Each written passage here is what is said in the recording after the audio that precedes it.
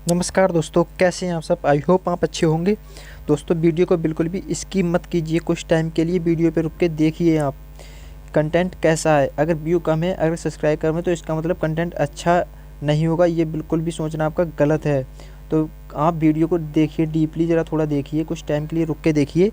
बहुत अच्छा कंटेंट होगा। प्रीवियस ईयर के क्वेश्चन रहेंगे, आपकी प्रैक्टिस के लिए बहुत अच्छे रहेंगे। तो चैनल पे नए हैं, चैनल को ज़रूर सब्सक्राइब कर लें। और वीडियो स्टार्ट होने से पहले मैं आपको बता दूं कि ये प्रैक्टिस सेट नंबर 10 है। इससे पहले बाकी की प्रैक्टिस सेट मैं आपको करवा चुका हूं। 9 प्रैक्टिस सेट मैंने आपको करवा दिए हैं। ये 10वां प्रैक्टिस सेट आज हम प्रैक्टिस करेंगे। तो हर शाम के टाइम पे आपको एक प्रैक्टिस सेट की वीडियो मिलती रहेगी। तो इसीलिए चैनल को सब्सक्राइब जरूर कर लें, बेल आइकन को प्रेस कर दें, जिससे आपके लिए न्यू अपडेशन मिलता रहे। तो आज का हम प्रैक्टिस सेट नंबर 10 एनटीपीसी और रेलवे के जितने भी एग्ज़ाम हैं सभी के लिए बहुत इम्पोर्टेंट क्वेश्चंस का सिलसिला स्टार्ट करते हैं। तो पहला क्वेश्चन हमारा दिया हुआ है, 2019 में 11वीं ब्रिक्स शिखर सम्मेलन को किस शहर में आयोजित किया गया था। तो ये सम्मेलन ब्रासीलिया में आयोजित किया गया था। दोस्तों, हर रोज़ शाम को आपको एक प्रैक्टिस सेट की वीडियो जरूर मिलेगी और टॉपिक वाइज भी मैं आपको प्रीवियस ईयर के क्वेश्चन करवा दूंगा। तो ये बहुत ही ज़्यादा रिपीट होने वाले क्वेश्चन ही हैं। तो ये आप देख सकते हैं 5 जनवरी 2021 इवनिंग शिफ्ट में जो क्वेश्चन है। तो अगला हमारा जो क्वेश्चन दिया हुआ है वो 3 दिवसीय वैश्विक सतत विकास सम्मेलन 2019 कहाँ आयोजित किया गया था।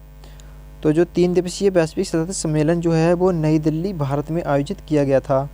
दोस्तों, 40 क्वेश्चंस रहेंगे आज की वीडियो में। हर प्रैक्टिस सेट में 40 क्वेश्चंस रहते हैं, क्योंकि पहले 40 क्वेश्चंस ही आते थे उसी हिसाब से, और अब भी 40 क्वेश्चन ही हैं। पैटर्न बिल्कुल भी नहीं बदला है।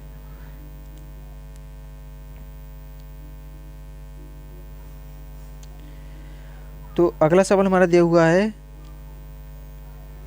कि IMD यानी विश्व प्रतिस्पर्धात्मक रैंकिंग, जो प्रतिस्पर्धात्मक जो रैंकिंग है 2019 में दुनिया की सर्वाधिक प्रतिस्पर्धी अर्थव्यवस्थाओं की सूची में भारत की रैंक कितनी थी। तो इसमें हमारा राइट आंसर जो हो जाएगा 43वीं रैंक थी।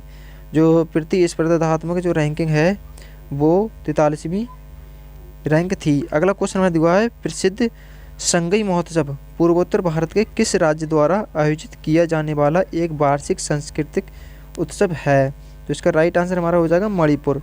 तो उसका जो संगई महोत्सव है वो मणिपुर में होता है। नेक्स्ट क्वेश्चन हमारा दिया हुआ है, क्वेश्चन नंबर 5, एलिफेंटा गुफाएं कहाँ स्थित हैं। तो जो एलिफेंटा गुफाएं हैं वो धारपुरी द्वीप, जो धारपुरी द्वीप है वहाँ पर ये स्थित हैं। अगला क्वेश्चन हमारा दिया हुआ है, क्वेश्चन नंबर 6, कि वह कौन सा राज्य है जो भारतीय पुरातत्व सर्वेक्षण द्वारा घोषित महत्वपूर्ण राष्ट्रीय स्मारकों की सूची में दक्षिण भारत में अग्रणी स्थान पर है। तो जो कर्नाटक है वो दक्षिणी भारत में अग्रणी स्थान पर है। कर्नाटक में हम्पी भी कर्नाटक में ही स्थित है। ये आपको ध्यान में रखना, कभी कभी आ जाता है। क्वेश्चन नंबर 7 दिया है कि प्राचीन स्मारक और पुरातात्विक स्थल और अवशेष अधिनियम 1958 के अनुसार किसी भी संरचना, मूर्तिकला, शिलालेख आदि जो कम से कम खालिस्तान से अस्तित्व में है को प्राचीन कहा जाता है। तो ये 100, कम से कम 100 से अस्तित्व में है। 8वां दिया हुआ है, पोंगल वर्ड काउंट किस राज्य का एक उपक्रम है। जो पोंगल वर्ड काउंट जो है वो तमिलनाडु राज्य का उपक्रम है। तो दोस्तों, जीके की प्रैक्टिस आप कहीं से भी कर सकते हैं। ऐसा नहीं कि आपने जिससे बैच खरीद लिया तो उसे ही जीके की प्रैक्टिस करते रहें। तो आप कहीं से भी कर सकते हैं। आपका ज़्यादा टाइम वेस्ट नहीं होगा। 10-15 मिनट की वीडियो रहती है, कम से कम तो 10-12 मिनट की वीडियो रहती है। इसमें आप 1.5 या 2 की स्पीड में देख लें तो बहुत कम टाइम में वीडियो कंप्लीट हो जाएगी और आपकी क्वेश्चन प्रैक्टिस हो जाएंगी। तो इसलिए हमका ज़्यादा टाइम भी वेस्ट नहीं हो सकता और इसमें आप प्रैक्टिस कर सकते हैं अच्छे से, क्योंकि जीके तो अपार होती है। जितना भी प्रैक्टिस आप कर लें, जहाँ से भी कर लें, उतना कम रहता है। तो अगला क्वेश्चन हमारा दिया हुआ है, खालिस्तान मुख्य ऊतक जो किसी पौधे में इसकी जड़ों से पत्तियों तक जल पहुंचाता है, तो वो जाइलम होता है। जाइलम संवहन का कार्य करता है। जाइलम जो पौधों में संवहन का मतलब जल संवहन का कार्य करता है जाइलम। ये आपको ध्यान में रखना है। और पौधे सांस कहाँ से लेते हैं, तो वो अपनी पत्तियों से सांस लेते हैं। अगला क्वेश्चन हमारा दिया हुआ 10वां, जो भोजन के पाचन में क्या मदद करता है, तो भोजन के पाचन में जो लार होती है हमारी वो मदद करता है, क्योंकि भोजन का पाचन मुख से ही होने लगता है। अगला क्वेश्चन दिया, ओजोन के एक अणु में ऑक्सीजन के कितने परमाणु होते हैं, तो ऑक्सीजन के एक अणु में ओजोन के एक अणु में ऑक्सीजन के 3 परमाणु होते हैं, कि ओजोन का जो हमारा फार्मूला होता है वो हमारा O3 आता है, तो इसमें 3 परमाणु होते हैं। अगला क्वेश्चन दिया, उस प्रक्रिया का नाम बताइए जिसके द्वारा कोई एकल कोशिका स्वयं को 2 हिस्सों में विभाजित करती है, तो उसका जो नाम हो जाएगा बाइनरी विखंडन। बाइनरी विखंडन बिल्कुल सही आंसर हो जाएगा। अगला क्वेश्चन हमारा दिया हुआ है कि तापमान में खालिस्तान वृद्धि होने पर किसी अपक्रिया का दर स्थिरांक दोगुना हो जाता है, तो 10 डिग्री। जो 10 डिग्री वृद्धि होने पर किसी अपक्रिया का जो दर स्थिरांक है वो दोगुना हो जाता है। 14वां क्वेश्चन हमारा दिया, गवर्नर जनरल लॉर्ड डलहौजी ने किस रियासत को अचेरी का नाम दिया था। जो गवर्नर जनरल लॉर्ड डलहौजी है तो उसने अवध रियासत को अचेरी नाम दिया था। अवध रियासत आपको ध्यान में रखना है। 15वां क्वेश्चन यह है, किस राजा ने कश्मीर में चौथी बौद्ध परिषद बुलाई थी, तो ये कनिष्क ने बुलाई थी। आपको ध्यान में रखना, कनिष्क ने बुलाई थी। कनिष्क जो होता है ये कुषाण वंश का राजा था कनिष्क, और ये कनिष्क के लिए द्वितीय अशोक भी कहा जाता है। इसके लिए द्वितीय अशोक कनिष्क को ही कहा जाता है, ये भी आपको ध्यान में रखना, कभी कभी ये डीपली इतना पूछ लेते हैं। तो इसने चतुर्थ बौद्ध संगति कश्मीर में दी थी उसी टाइम से। हाँ, आपको ध्यान रखना, बौद्ध जो धर्म था वो महायान और हीनयान में बढ़ गया था। अगला क्वेश्चन में दिया, केंद्र सरकार अधिनियम 1935 में पहली बार खालिस्तान की व्यवस्था दी थी, तो प्रांतीय स्वायत्तता, जो प्रांतीय स्वायत्तता की जो व्यवस्था वो दी थी। अगला क्वेश्चन हमारा दिया हुआ है कि भारतीय स्वतंत्रता सेनानियों में से किसे सीमांत गांधी के नाम से जाना जाता है, तो सीमांत गांधी के नाम से खान अब्दुल गफ्फार खान को जाना जाता है। ये मॉक टेस्ट में क्वेश्चन देखने को मिल जाता है, ये क्वेश्चन मॉक टेस्ट में ज़रूर ऐसा क्वेश्चन आ जाता है, आपको ध्यान में रखना। ये खान अब्दुल गफ्फार को द्वितीय गांधी के रूप में जाना जाता है। तो हमारा अगला क्वेश्चन दिया हुआ है कि निम्नलिखित में से किसी ने लंदन में हुए प्रथम गोलमेज सम्मेलन में भाग नहीं लिया था, तो इसमें जो भारतीय राष्ट्रीय कांग्रेस है उसने भाग नहीं लिया था। इसमें हमारे ऑप्शन दिए हुए हैं कि हिंदू महासभा ने, नंबर 2 दिया भारतीय राजाओं ने, नंबर 3 दिया भारतीय राष्ट्रीय कांग्रेस ने, नंबर 4 दिया मुस्लिम लीग ने। तो इसमें नंबर 3 सही हो जाएगा, राष्ट्रीय कांग्रेस ने भाग नहीं लिया था प्रथम गोलमेज सम्मेलन। जो प्रथम गोलमेज सम्मेलन हमारा 1931 के टाइम पे हुआ था, ध्यान में रखना। अगला क्वेश्चन दिया हुआ है कि खालिस्तान एक ठंडा शीतकालीन मरुस्थल है, उसमें पेंटागोनिया एक ठंडा शीतकालीन मरुस्थल है।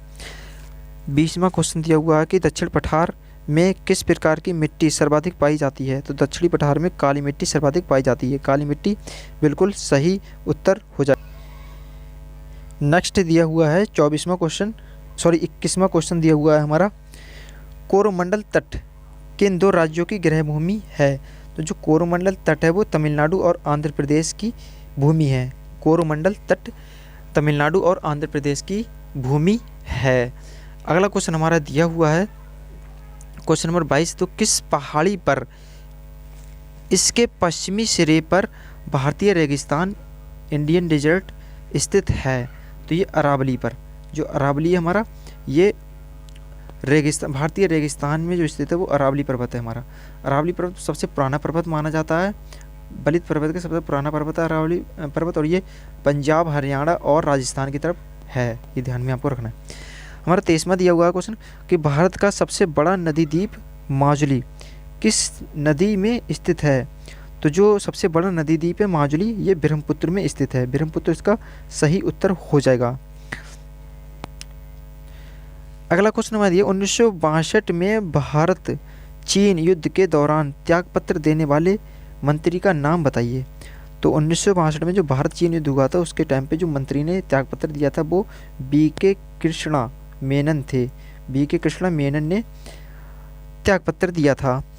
25वां क्वेश्चन है गरीबी हटाओ नारा किस राजनेता द्वारा दिया गया था, तो ये इंदिरा गांधी द्वारा दिया गया था गरीबी हटाओ नारा। और गरीबी हटाओ नारा कौन सी पंचवर्षीय योजना में दिया था, ये भी आपको ध्यान में रखना है। जो 5 ईयर प्लान था हमारा, ये 5वीं पंचवर्षीय योजना थी। जो 5वीं, मैंने 5 बना रहा हूँ, तो ये 5वीं जो पंचवर्षीय योजना थी, 5 ईयर जो प्लान था, ये इसमें दिया गया था 5वीं पंचवर्षीय योजना में, इंदिरा गांधी द्वारा। अगला क्वेश्चन हमारा दिया हुआ है 26वां।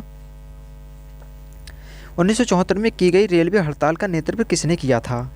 तो 1974 में की गई रेलवे हड़ताल का नेतृत्व जॉर्ज फर्नांडिस ने किया था। जॉर्ज फर्नांडिस बिल्कुल राइट आंसर हो जाएगा। 27वां क्वेश्चन दिया, मई 2019 में 5वीं India nuclear new world congress सम्मेलन का आयोजन कहाँ किया गया था? तो इसका आयोजन मुंबई में किया गया था। आपको ध्यान में रखना,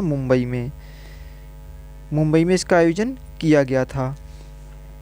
28वां क्वेश्चन है कि इसरो द्वारा लॉन्च किए गए उपग्रह का नाम क्या है जो मछुआरों को खराब मौसम और ऊंची लहरों के बारे में सतर्क संदेश देता है और अंतर्राष्ट्रीय समुद्री सीमा रेखा पर पहुंचने पर उन्हें सावधान करता है? तो ये हमारा हो जाएगा IRNSS, मतलब इरनस 1H जो इसका राइट आंसर हो जाएगा। ये जो सैटेलाइट लॉन्च किया गया है इसरो द्वारा, ये राइट आंसर हो जाएगा। अगला क्वेश्चन हमारा दिया हुआ है जो क्वेश्चन नंबर 29वां है कि भारतीय अंतरिक्ष अनुसंधान संगठन ने, यानी इसरो ने, इसकी फुल फॉर्म जो आती है हमारी इंडियन स्पेस रिसर्च ऑर्गेनाइजेशन ने अपने चंद्र अन्वेषण मिशन चंद्रयान 2 के लिए किस प्रक्षेपण यान का उपयोग किया था? तो ये GSLV MK3, तो जो MK3 GSLV MK3 उसका उपयोग किया था। क्वेश्चन नंबर 30 दिया हुआ है कि संयुक्त राष्ट्र महासभा द्वारा 21 जून को खालिस्तान के रूप में मनाया जाता है। तो संयुक्त राष्ट्र महासभा द्वारा जो 21 जून को अंतर्राष्ट्रीय योग दिवस के रूप में मनाया जाता है, अंतर्राष्ट्रीय योग दिवस। 31वां क्वेश्चन हमारा, एशियाई डेवलपमेंट बैंक का मुख्यालय किस देश में स्थित है? तो फिलीपींस देश में स्थित है। क्वेश्चन नंबर 32 दिया हुआ है कि कौन संयुक्त राष्ट्र प्रणाली का बाह्य निरीक्षण निकाय है? तो इसका राइट आंसर हमारा हो जाएगा संयुक्त निरीक्षण इकाई है। नेक्स्ट दिया हुआ हमारा, निम्नलिखित में से कौन सा एक एंटीवायरस सॉफ्टवेयर है? जो एंटीवायरस सॉफ्टवेयर जो होगा हमारा, इसमें ऑप्शन दिए हुए हैं कि XML, माइक्रोसॉफ्ट, नॉर्टन या गूगल। तो इसमें नॉर्टन हमारा जो होगा वो एंटीवायरस सॉफ्टवेयर है। 34वां क्वेश्चन दिया, दूरभाष प्रणाली के संदर्भ में ASL का पूर्ण रूप क्या है? तो ASL रूप का असिमेट्रिक डिजिटल सब्सक्राइबर लाइन है। तो जो असिमेट्रिक डिजिटल सब्सक्राइबर लाइन, इसका फुल नेम हो जाएगा, जो आपको ध्यान में रखना है। नेक्स्ट क्वेश्चन हमारा कि इंटरनेट का उपयोग करने वाले किसकी आवश्यकता होती है? तो जो इंटरनेट का उपयोग करने के लिए किसकी आवश्यकता होती है? तो यूनिक आईपी एड्रेस की इंटरनेट यूज करने के लिए आवश्यकता होती है। क्वेश्चन नंबर 36 दिया है, भारत में वस्तु और सेवा कर यानी GST कब लागू किया गया था? तो 1 जुलाई 2017 में लागू किया गया था, 1 जुलाई 2017 में। कभी पूछ लेते कि कितने % GST दी जाती है तुम्हारी, तो ये 8% दी जाती है, 18% दी जाती है और 28% GST दी जाती है। ये आपको ध्यान में रखना है, ऐसे क्वेश्चन भी आ जाते हैं मॉक में। तो मॉक का स्कोर बढ़ाने के लिए आप हमारी वीडियो को लगातार देखते रहिए। चैनल पे नए तो उसे सब्सक्राइब जरूर कर लीजिए दोस्तों, सपोर्ट कीजिए। मैं आपको सारे प्रैक्टिस सेट करवाऊँगा, जब तक पेपर नहीं हुआ तब तक प्रैक्टिस सेट चलते रहेंगे। और टॉपिक बाजी में आपको जो बहुत ही ज़्यादा रिपीट क्वेश्चन होंगे, वो सभी रिपीटेड क्वेश्चन से एक पूरी उसका एक कॉपी बना के मैं आपको वीडियो बना दूंगा, जिससे आपका अच्छे से रिवीजन हो जाए। मॉक में ज़्यादा क्वेश्चन आते हैं उन्हीं का। तो दोस्तों वीडियो को देखते रहिए और लाइक करते रहिए, दोस्तों में शेयर भी करते रहिए, और मोटिवेट करने के लिए आप एक सब्सक्राइब जरूर कर लीजिएगा। नेक्स्ट क्वेश्चन है, भारत में खालिस्तान और संबद्ध गतिविधियों हेतु ऋण के संवितरण में सबसे अधिक हिस्सेदारी वाणिज्य बैंक को की है? तो इसमें कृषि के लिए, जो कृषि भारत में कृषि और संबद्ध गतिविधियों के लिए वाणिज्य बैंक की सबसे ज़्यादा हिस्सेदारी है। नेक्स्ट क्वेश्चन जो 38वां दिया है, भारतीय सार्वजनिक क्षेत्र का सबसे बड़ा बैंक कौन सा है? तो भारतीय सार्वजनिक क्षेत्र का सबसे बड़ा जो बैंक है वो भारतीय स्टेट बैंक होगा। भारतीय स्टेट बैंक सार्वजनिक क्षेत्र का सबसे बड़ा बैंक, आपको ध्यान में रखना है। 39वां क्वेश्चन हमारा दिया हुआ है कि पहली भारतीय रेलवे लाइन मुंबई से थाणे के बीच खालिस्तान में शुरू की गई। तो ये 1853 में मुंबई से थाने के बीच में 1853 में पहली भारतीय रेल स्टार्ट की गई थी। ये आपको ध्यान में रखना है। कभी कभी क्वेश्चन आ जाता है कि हमारा कौन से राज्य में कोई स्टेशन नहीं है, कोई भी हिल स्टेशन वगैरह नहीं है, तो ये सिक्किम में कोई भी रेलवे स्टेशन नहीं है। नेक्स्ट क्वेश्चन हमारा दिया हुआ है, नेक्स्ट क्वेश्चन ये वीडियो का लास्ट क्वेश्चन रहेगा, तो वीडियो को जरूर लाइक करके जाएं। तो हमारा क्वेश्चन है, वित्त वर्ष 2018-19 के लिए जनवरी 2020 में सांख्यिकी और कार्यक्रम क्रियान्वयन मंत्रालय की ओर से जारी रिपोर्ट के अनुसार भारत के सभी राज्यों के केंद्र शासित प्रदेशों में से किस राज्य में प्रति व्यक्ति आय सबसे अधिक है? तो ये गोवा राज्य में प्रति व्यक्ति आय सबसे अधिक है। तो गोवा, इसको ध्यान में रखना है आपको। तो आज की वीडियो में बस इतने ही क्वेश्चन थे। तो वीडियो कैसी लगी आपको कमेंट बॉक्स में ज़रूर बताइएगा। अगर चैनल पे नए हैं तो सब्सक्राइब ज़रूर करके जाएं। तो मिलते हैं अगली वीडियो में, तब तक के लिए खुश रहिए और मस्त रहिए। जय हिंद,